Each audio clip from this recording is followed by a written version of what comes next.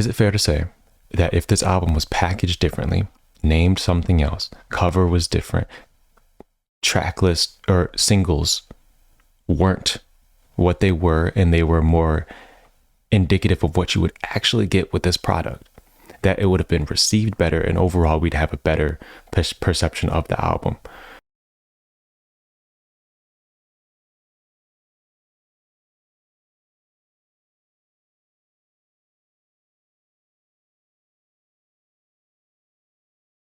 So aim back with a new one, with a new discussion, I guess. The one yesterday went over well, it seemed. The monitoring is still on, so I'm hearing myself twice, and it's throwing off the rhythm of how I speak. Okay, now it's off. So anyway, I have thoughts on life, just life. And let me make sure this is Gucci. Make sure this is Gucci. Make sure this is Gucci. Everything's good. Everything's perfect. Crystal clear. Yes. All right. Yeah. So I have thoughts on many things, many more discussion topics. I have a list in my phone, so I can do this forever. And today, this is I'd like to propose another question, another one that I quite frankly do not have an answer to, just like yesterday. Should an album's rollout affect the quality of the album? Now, it does. It does. But should it? Is that fair for the artist if their rollout, whether it be poor or done well, if that affects the album's quality, like the public perception of the quality? And I know it does, because I've seen it a million times. I've seen it even before the album comes out. The album isn't, the track list comes out and everybody hates it. They don't like the features. They don't like this. They don't like that, right? And people just kind of write it off, say it sucks right out the gate. I've seen it happen God knows how many times. Or maybe the first singles aren't good. Maybe the videos aren't good, and that affects the overall reception that the album receives. And I've also seen it the other way around, where the first singles are good or they have hits on the album, so people are much softer on the album if it's poor. So I have a few examples here that I want to look at, and maybe we get some answers out of this, or we just talk ourselves in circles and we get nothing out of this.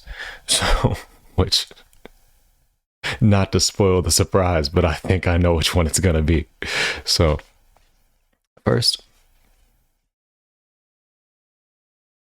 I'm unpredictable. We're not going to talk about this one first. We're going to go to Logic, Confessions of a Dangerous Mind. Now, I want to be clear. In any of these conversations, discussions, anything like that, I'm only going to be discussing artists that I like, because I don't want to sit here and bully an artist and talk down on somebody. One, because I feel like I'd be alienating myself. Like, if I'm a fan, if you're a fan of those artists, and then you watch this and be like, oh, he's just disrespecting somebody that I like, or not disrespecting, but just down talking somebody that I like, I don't want to do that. So I'm only going to talk about people that I like and I'm actual fans of. I'm actually a fan of Logic. He's one of my favorite rappers probably ever. Eminem, same thing. Big Sean, same thing.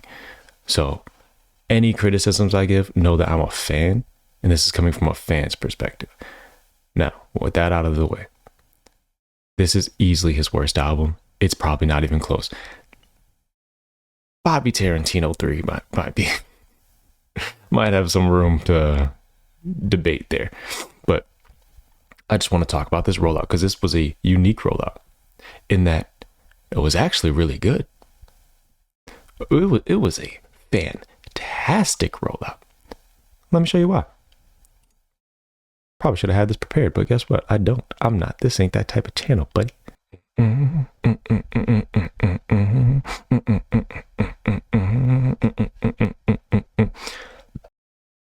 Now that I have things the way they should have been, like I said, Confessions of a Dangerous Mind, fantastic rollout. You look at the title. What does that tell you? That tells you you're going to get something. See, There's the other aspect of it. And this is why it's actually a bad rollout. It's a great rollout, but it's actually horrible. Because you look at this album title, what does it tell you? Confessions. That's a very strong word. I think Confessions of a Dangerous Mind is the name of like a movie, like a comedy movie. Look, I didn't know that. Nobody knows that. I don't know about Logic's little niche movies. I'm gonna type it in. It's a film from 2002. First of all, who watches movies from 2002? Okay, that's a dead year for movies. You don't know that. I'm just talking. 69%, 80% on Rotten Tomatoes. Okay, maybe it's an actual good movie. Who knows? Look, the point is, as a hip hop fan, I'm not a fucking movie goer. I'm not a movie fan. I'm not that. I listen to music. All right, this is what I do. All right. Last movie I saw with Flash and Spider-Man, whatever. If it ain't a superhero in it, I don't care. I'm gonna go see Deadpool and Wolverine. And I'm probably never gonna go to another movie within the next 12 months. Okay, so Confessions of a Dangerous Mind. What does that tell you? Confessions, very strong word. Confessions. You go to a confessional at church. You're confessing your sins, your pain. You cheated. You gamble, your addictions, all that, right? Of a dangerous mind. This is a dangerous man.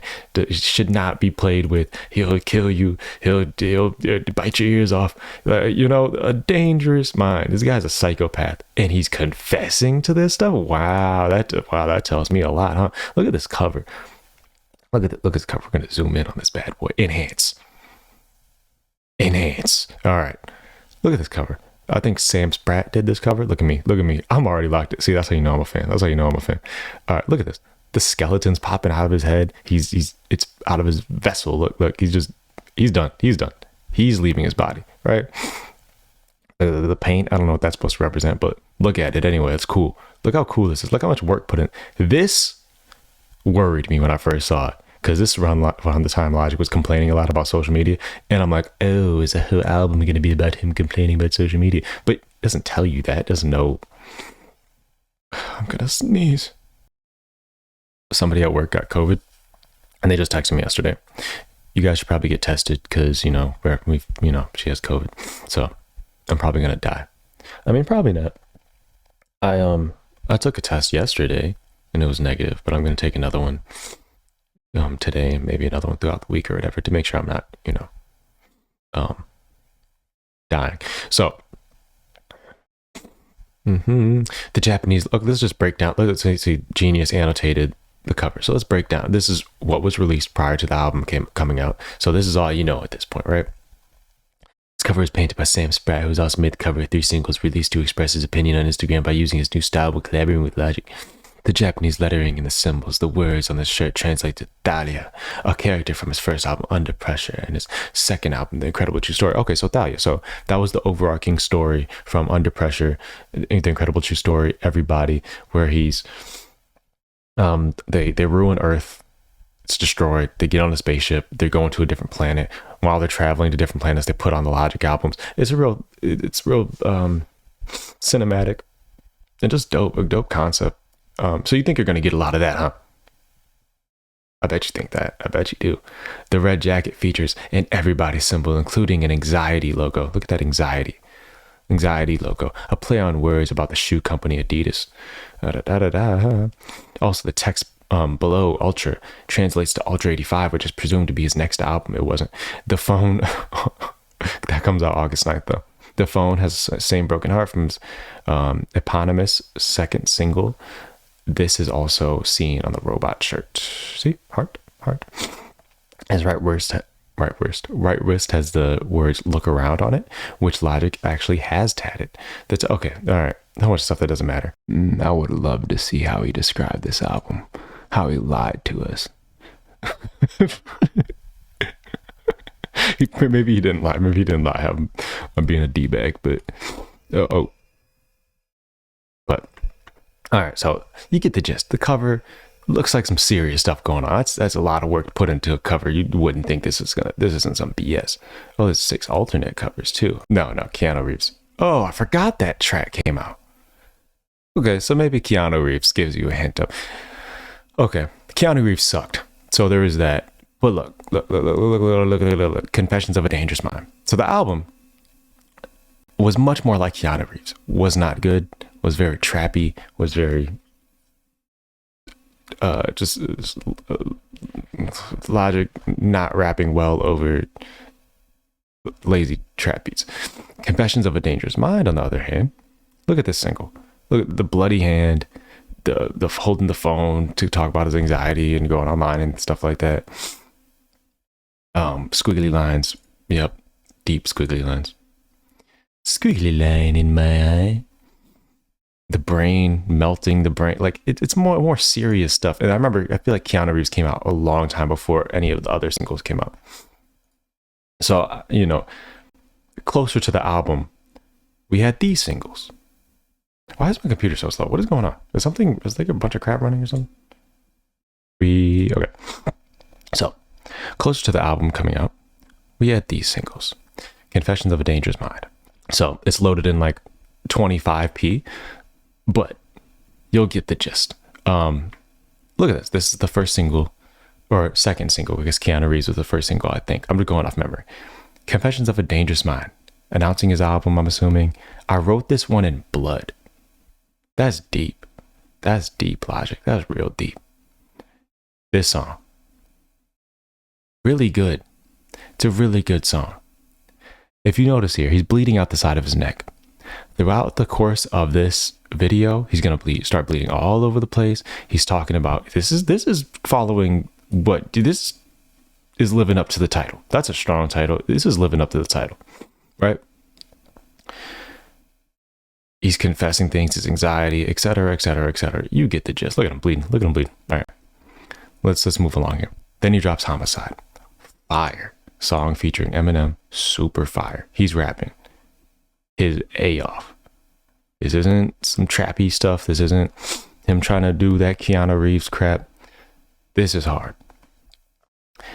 It's not anything I would consider Confessions of a Dangerous Mind, but it's hard. So that kind of sets the bar for your rapping quality. When you have Eminem on a lead single, one, on a single you better be rapping, and on the album you better be rapping. Long story short, or a long story longer, I guess, you didn't get any of that. I remember when I first turned this on, Confessions of a Dangerous Mind was the opening track. Then I saw Homicide was the second track, and I'm like, oh, he doesn't care about the sequencing at all, because these songs couldn't be any more different. And that was the first sign that this album was going to suck, if I'm being frank with you. Once you listen to this, that's as deep as this album goes. It doesn't get... The opening track is supposed to set the tone for the album. Whether that's fair or not, that typically, from thousands of examples, the opening track sets the tone. It does not set the tone. It does not set the tone.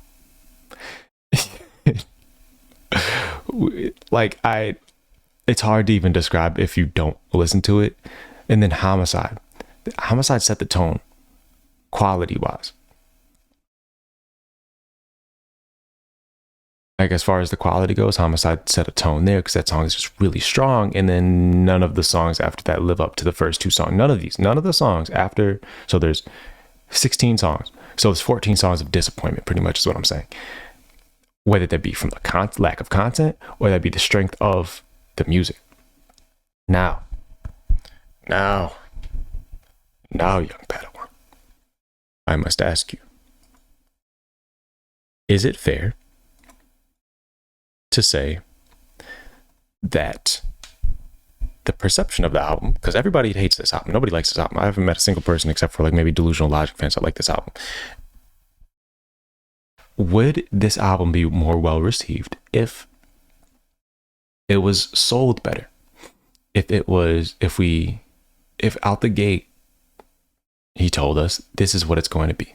It's going to be more trappy. It's going to be more like, where's Keanu? Is Keanu Reeves isn't even on? Oh yeah, it is, right. If it's all songs like Keanu Reeves, and I was discussing with a friend a couple of days ago, if it was more, I pulled my laptop with my head. Sorry, let's not do that again. I could have broke something, but I didn't. Luckily, I mean, I don't think I did anyway. I'm gonna unplug this because it's kind of loud. All right.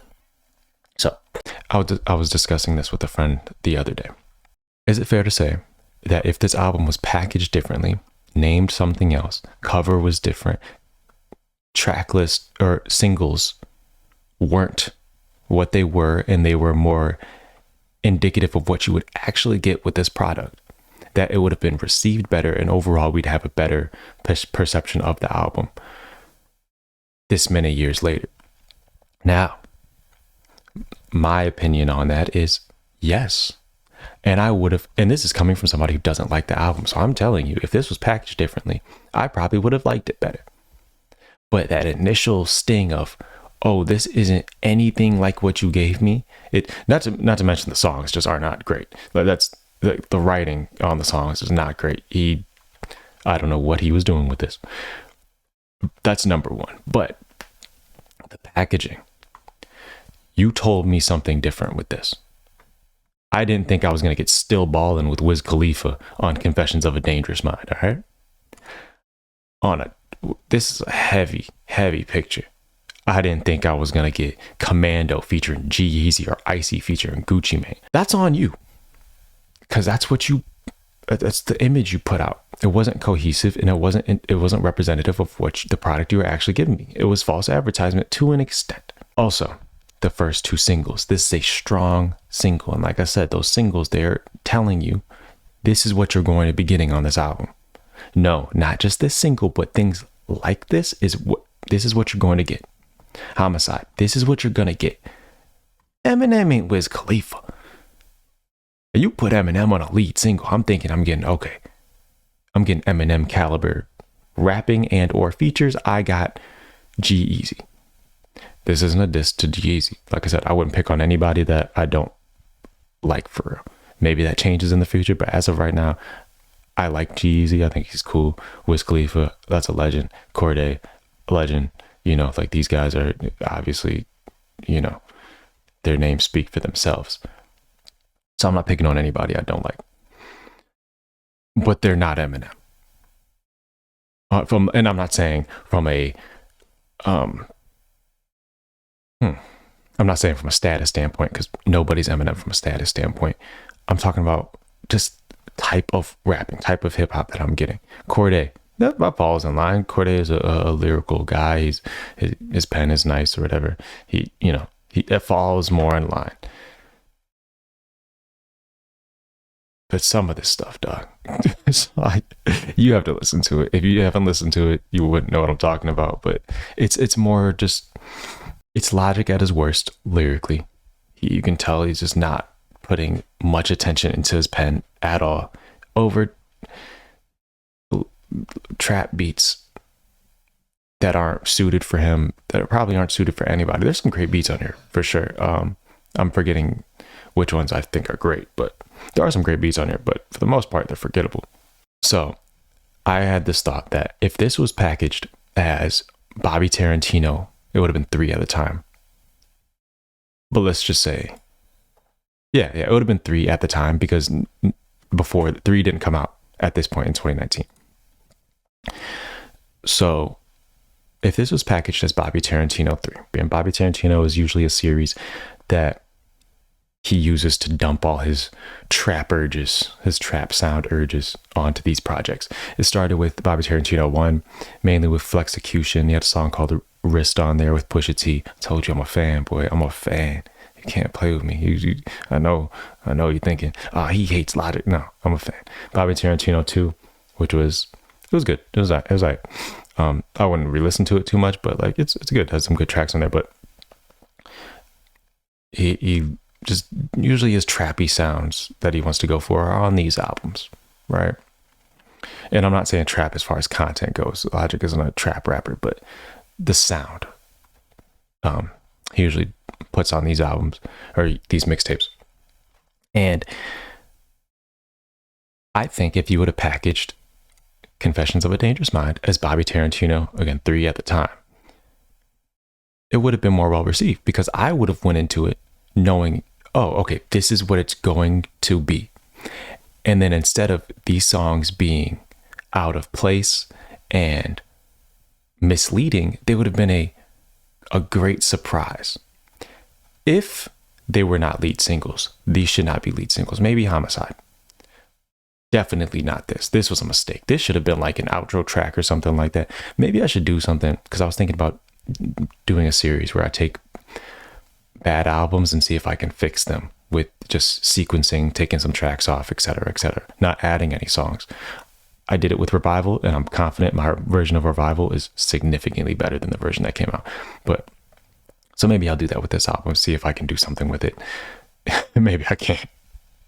But this should not have been an opening track, and this should not have been a single. It's misleading when you're listening to the album, and it's misleading when you're getting ready and getting excited for the album. Now, if you would have dropped Mama Show Love with Corday, Icy as a lead single, I know there's a video. I don't think this came out. The video as a single came out prior to the album releasing. But Commando, G-Eazy, and Packages as Bobby Tarantino 3, I think it would have been received better, because people would have known what to expect. People would, you know what I mean? It would have been more prepared. And going into it, I might listen to the music in that headspace of this is what it's going to be. Oh, this is pretty good. I'm in Homicide headspace when I came into this. Confessions of a Dangerous Mind headspace when I pressed play on this. Like I said, everything after these 2 tracks was a disappointment. Quality wise, like, you put your 2 best tracks, you front loaded your album in the first 2 tracks.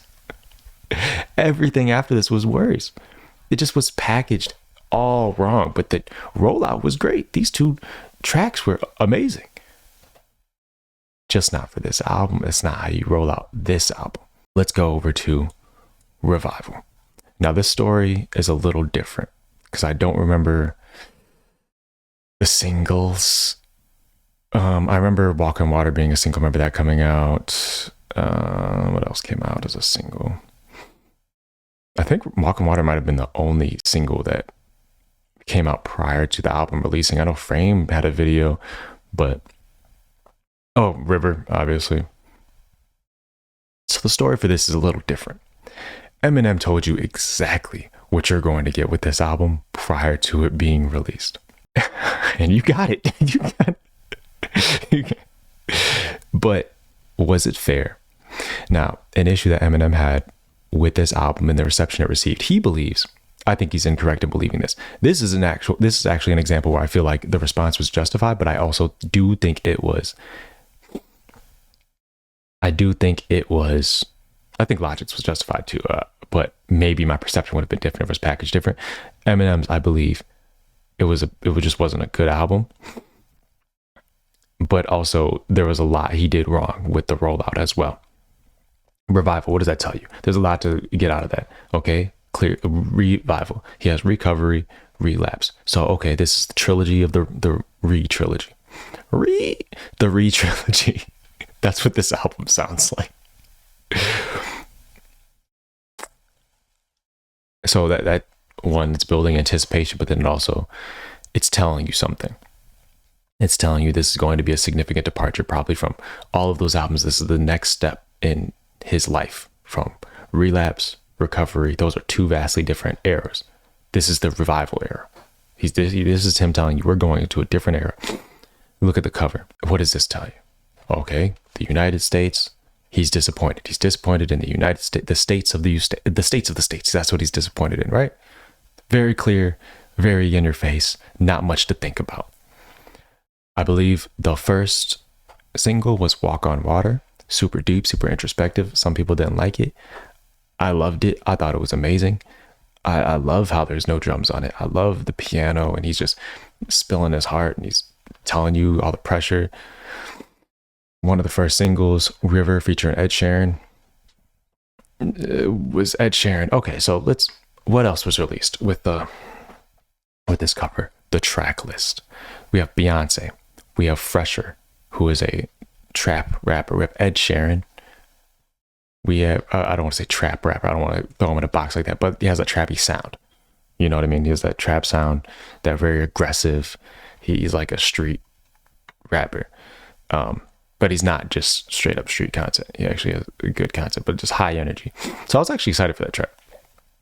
Ed Sheeran. Alice in the Glass Lake. I don't know who that is. I guess they're on the Revival interlude though. Alicia Keys, X Ambassadors, Skylar Grey, Kehlani, Pink. In 2019. Doesn't that just get your heart pumping? Doesn't that just get you? You are so excited to listen to Eminem featuring the X Ambassadors, or Eminem featuring Skylar Grey for the 15th millionth time, or Eminem featuring Kehlani. Aren't you excited? No. And nobody else was in 2019 either. 2017, my bad. I was thinking of Logic. 2017, nobody was excited. Everybody said, boo this man. This sucks. It's released on December 15th. Oh, that's a bad Christmas present. I'm a fan, I swear. This album just isn't it. So everybody was kind of judging this album, albeit correctly, before it even came out. Now, Eminem has made the mistake of thinking that because they did this, that means that their perceptions were completely off, and that's the only reason they don't like it. And he's not, from what I've seen in interviews, he's not taking accountability for his album. He was like, he showed this album to Dr. Dre, and even Dr. Dre is confused about, I don't know why it failed. I don't know why that to me is scary. You and Dr. Dre don't know why this album failed. I will sit down with you, buddy, and listen to this whole thing with you, and I will break it down. I can tell you why it failed, because this sucks. Let's go back to the overall concept. America Disappointed with America. Track list comes out.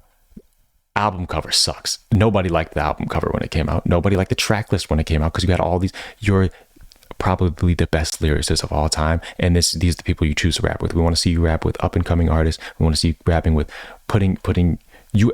At this point, who you had a bunch of people on your label that you weren't putting on your albums, and you still aren't putting on your albums, to be quite frank. And it makes me mad to no limit, no extent, whatever you want to call it. I don't care. You're not rapping with rappers. There you go, Mr. Hip Hop man. You're not rapping with rappers, and you're surprised people are upset about that. He makes me mad sometimes. That makes me so mad. Now, albeit recently, 2024, this is 2017, 2024, he's been fixing that. He rapped with JID, Easy Mills on his album. Not Grip or Boogie, but Easy Mills on his album. You got Bizarre on there. You know what I mean? Like, he has rappers on his album. He's been featuring a lot with rappers more. Big Sean. What's the other guy? Babytron. You know, so he's been trying to fix that and make amends. This ain't it, dog. I don't want to see you with Alice in the Glass Lake anymore. I don't want to see you with that Jaren anymore. Especially after what you did on his little compilation album. That song was not good. I don't know whose fault that was, but it wasn't good. I'll tell you what, I don't care who it was. Don't do it again. But yeah, so disappointed with America. All right, let's go. Do you think the song's going to be about him being disappointed in America? Walk on Water, it was a personal track. They get that out of the way. That's fine. Now let's see how many songs on this album. So we got the perception out of the way prior to the album releasing. Let's go to the album. It's opening night, or not opening night. This is the first night. Came out 12 midnight. Oh, Walk on Water comes on. Oh, walk on water, only for freezes. Yeah, right. Beautiful. Believe. Do you still believe in me? After everything, you turned your back on me. Do you still believe? That's a strong track. This is like, these two are heavy. Chloroseptic. I want to throw something. This was trash. Fresher did his thing. He brought that energy. He brought that sound. He did his thing. I'm not even talking about him. I'm talking about him. That was garbage. And he proved that on the Chloroseptic remix after the album dropped, that he can rap well on these beats. He just didn't. So when I say this is trash, I mean it's garbage, even by his standards. It is trash. He could have done so much better, and he proved it. So you're complaining about, oh, why does everybody hate this album? And then a week after the album dropped and everybody hated it, you prove that you could do it significantly better. That's why everybody hated this album. Untouchable. Everybody hates this, especially the first half. But I like it. I actually like it. I like the concept. I like the dual perspectives of a racist white cop and then a black person being the victim of police brutality and stuff like that. I think that was pretty much the gist of it. I haven't listened to it in a while. River featuring Ed Sheeran. It was about relationship issues, I guess. Despider Man, that was garbage. That line, the song is fine. That line was disgusting. Gwen Stacy, Despider Man, like, Doug, that's why people didn't like this album. Remind Me, intro, Remind Me, I don't even remember. Revival interlude featuring Alice in the Glass Lake, Like Home. That was about Trump in the state of America, bad husband. That was about him being a bad husband. Tragic endings. I don't know, more husband crap, I think. Framed. Nowhere Fast. Was this Nowhere Fast description of Eminem's experience with the game and what he considers his own position in the industry, more of a song comments on world's current. All right, let's just take this as a song where he's discussing the current events in the world, right? Framed, that was like a psycho relapse type song. Heat, random rapping. Offended, random rapping. Need Me, I don't know, In Your Head, personal track about being in his head. Castle Rose, all these are personal tracks. Super strong endings of the album, but at that point it was too late. I remember getting to In Your Head, Castle Rose. I'm like, wow, these are really great, but it's too late. All right, let me look at Need Me, because I forgot what Need Me is about, because I don't think I ever willingly. Describes unhealthy relationship marked by infidelity and lies. Okay. Yep. Okay. More romance songs. Exactly what you want from Eminem, right? Do you see an issue with the majority of the content versus the album cover? Do you see any discrepancies here? Yes, I also had those same discrepancies. You're disappointed with the state of the United States. I got counted maybe 2. I'll go 3. I'll give you 5 tracks on here, even though they're not. There's definitely not 5 tracks on here when he's talking about the state of the United States. There's probably like 2 or 3. But let's say there was 5, just for the fun of the argument. That is not enough. Out of 19 tracks, that is not enough to package your album like this. This tells me a different story than what you told me on here. And this comes across, then when you do that, that comes across as pandering now. And then before this, you had the BET cypher where you're dissing Donald Trump. So I'm thinking, oh, okay, very hip hop way. You got Boogie, Denon, Royce in the background. This is who you're hanging around, right? All black, gold chain, dissing Trump at a BET in a cypher. That's the energy you're coming with. This is the rollout. Then we get Kehlani and relationship issues. Rosa, stop. Jesus Christ, my dog's licking herself in the background. That's what we got on this album. It was relationship issues and Kehlani. And one thing you notice about on here is he's discussing his relationship issues much more passionately than he is talking about the state of America in this, which comes across as pander. I don't think he does, because I've seen him talk in interviews. I think he actually does think passionately about this stuff. I just don't think he had enough content. He had enough to target to make a whole album about it. In that case, this isn't what you do. This isn't what you don't do this. You can do your BET cypher, but package the album as something different. You package this album as it's going to be political commentary. You gave me 2 tracks of political commentary. 2, 3, 4. Let's again, for the sake of argument, because I haven't listened to this in a while, but I'm just mainly going off memory. Let's say there's 5 tracks of political commentary on here, heavy political, and it's not deep. It's not. That's another issue. It's not deep at all. It's just Donald Trump sucks. He sucks. He's not a good guy. It's such simplistic political commentary. It's not political commentary. And he doesn't sound angry. He doesn't sound aggressive. When you're on Believe, he sounds angry, aggressive. When he's talking about his personal life, when he's talking about his love life, he sounds angry, aggressive, passionate. When he starts talking about the politics, he doesn't sound like that. Now, that's not to say I don't think he is. I think he is passionate about that stuff. In his music, it was not. Because I've seen interviews where he's discussing this current state of the United States, stuff like that, and he's passionate. He gets worked up. You weren't in this music. That's another issue with this album. And that's why now he's been surprise dropping albums recently. It's because he doesn't want the initial album cover track list to affect what, the thought process of you going into the album. He wants you to go into it clean. You don't know the features. He hid the features on Death of Slim Shady for a while. I want to form this question in an intelligent way, muy inteligente. But I'm just gonna spitball. We've been spitballing for the past 39 minutes, so we're just gonna do a little bit more of that. Is it fair to him that the album's quality, the perception of the album's quality was affected prior to the album even releasing with this and with the track list. Because that is a thing, that is true, that it does affect it. If not, then we wouldn't even have the reveal of the track list. We wouldn't have the reveal of the album cover. The reason it's revealed is to build hype and get you excited, right? So they know that. That is inherently affecting the quality, the perception of the quality of the project, even before it comes out. If it's bad, it can do the opposite, though. It can affect it negatively.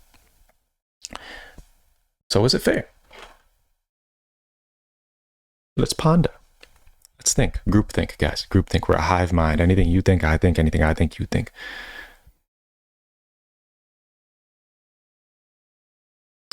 I don't know.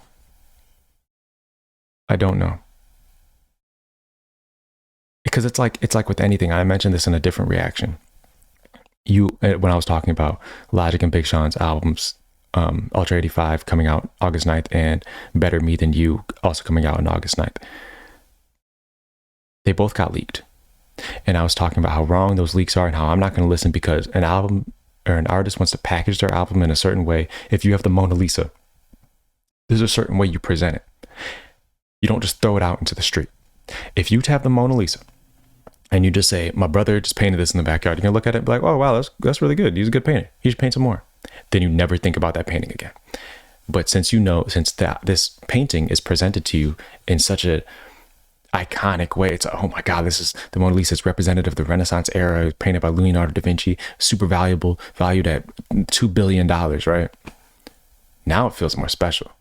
You might get up and go see the Mona Lisa if somebody said, oh, I have the Mona Lisa in my backyard right now. If that was little Bobby painting in his backyard and he just painted the Mona Lisa, you would not care at all. So the packaging means something. It does enhance the quality of something. The Mona Lisa ain't nothing compared to what I see on Twitter every day by these artists as far as quality goes. But it's packaged better. That is more significance historically and how it's presented. Does that make sense? You get you picking up what I'm putting down? So let's go to a great example of great packaging with a great album and with what should have been done with Logic and Eminem. Big Sean's I Decided. Now, what do you notice here? What is the first thing you notice? You might not even notice it. Cohesiveness. Look at this is a video. This is a trailer. Look at the color on the album, the color on all this. Let's go to look, all the images. It's very cohesive as far as the color goes. Look, all the photo shoots, even the concerts, everything is thematic. Everything is cohesive. Very different than this, where you have an album cover that tells you he's disappointed you in the United States, and then you have an album track list with maybe 2 songs where he's talking about his disappointment in the United States. Logic, same thing. You have Confessions of a Dangerous Mind, which is a very serious personal track, and then you have Icy with Gucci Mane. That's why I use Big Sean as an example. That's just the appearance of the album, but like I said, that appearance is almost everything. Not almost. It's not everything. That was aggressive. Ooh, they have vinyl. Oh, I need that. Why haven't I gotten that before? I meant to a long time ago. Everything in this album was cohesive, and I'll just tell you right now, the quality of this album was very good. This is a great album that was packaged super well. Okay, so I just wanted to go back to I Decided era Big Sean just to show you the cohesiveness. Look, the trailer, halfway up the balcony, moves, and you can't really tell in here. Bounce back. Everything's cohesive as far as the imagery, the tone, the colors, everything's cohesive. Now, this album, the concept of the album was he was essentially reincarnated. He passed away, or not reincarnated, and he passed away and had the opportunity to redo life again. And this is the story, this overall concept is told throughout this entire album. And I know what you're thinking, how do you have bounce back moves? These are hits. How do you have these are radio singles type tracks? How do you have these on an album and still tell that cohesive story? He did it with skits. He did it with the sound, very alien like sound, especially on No Favors. The production on there was amazing. It's very unique. It's a very unique listen. It's not just your normal type of production. And that's on purpose. It's supposed to feel a little extraterrestrial, extra, whatever. And that sound sonically and thematically, it goes through that entire album. If you listen to it from front to back, it's you get that feeling. I got that feeling. It felt a little alien with the sound, but then also the content where he's talking about light. He's talking about these a lot of introspective songs, even with Bounce Back and Moves. Maybe he's talking about relationships around this Jump Out the Window, where he's talking about his relationships and things like that. He has skits where he's talking about relationships and now that he has a second chance at life, maybe don't call this girl, maybe don't do this, you know what I mean? Like it all ties together so well. Everything is just perfect about the rollout, about the singles, about literally did everything right. I can't think of a single flaw with anything from the album to the rollout. It was just perfect. And then, like I said, you go to the videos. I want to play some. But I just want to let you hear the sound of what I'm talking about. But listen to the sound. It's very cinematic. Look at the video. Look how everything is packaged. I don't want to play too much because I don't want to get a bunch of copyrights on my thing. So I'm going to play a few songs. But look how everything is packaged. That the cinematicness, it's like a movie.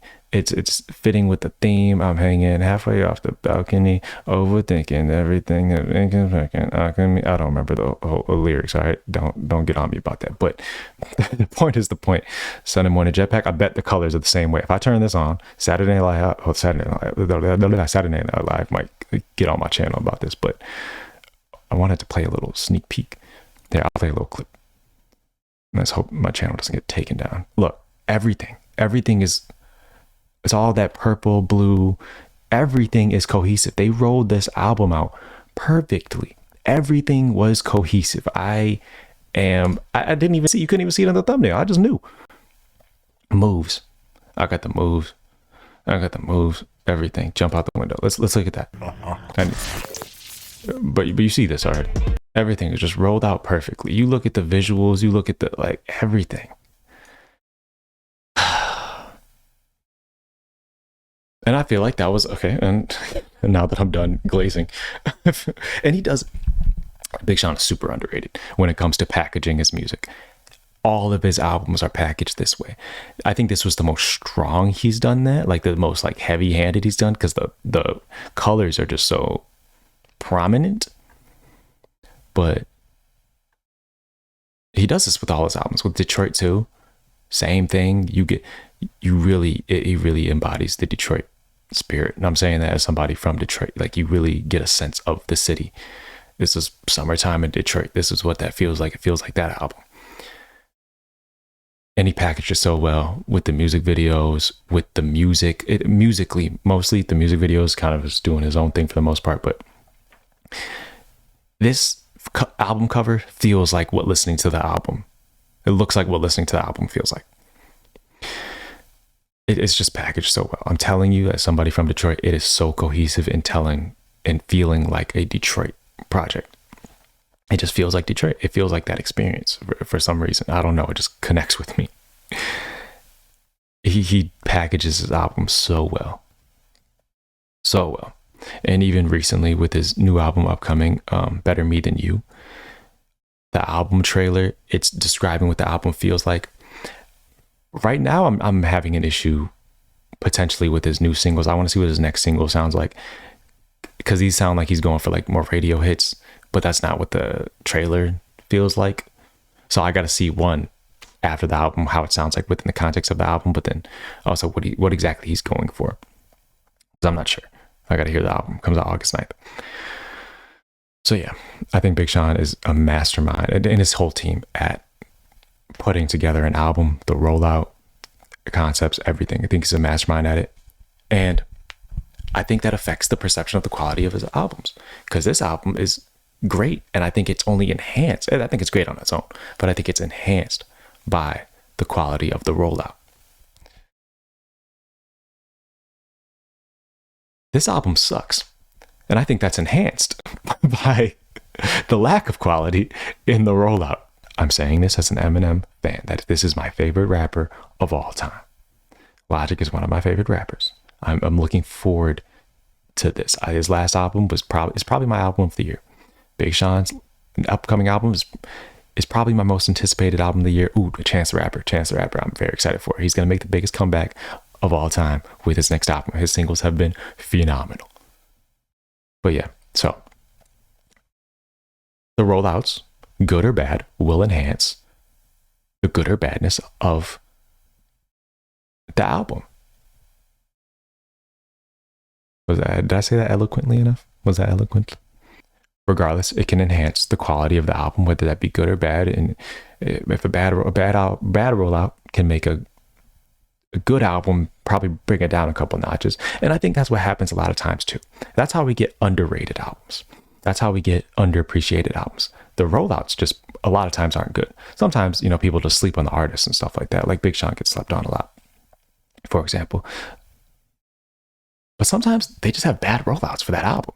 So people aren't paying attention. People aren't thinking, again, the Mona Lisa has to be packaged right, or people are just going to think it's just some lady, some guy painted, right? Which really is what it is. but you package it a certain way, people are going to think it's the greatest thing of all time, which is what people think it is. Is that fair? Probably not. That's probably my answer to that. My answer to this whole thing after, let me see how long I've been talking, 54 minutes. My answer is no. It is not fair. But I think it's just the reality of human nature. I think that's the reality of us in regards to how we view art.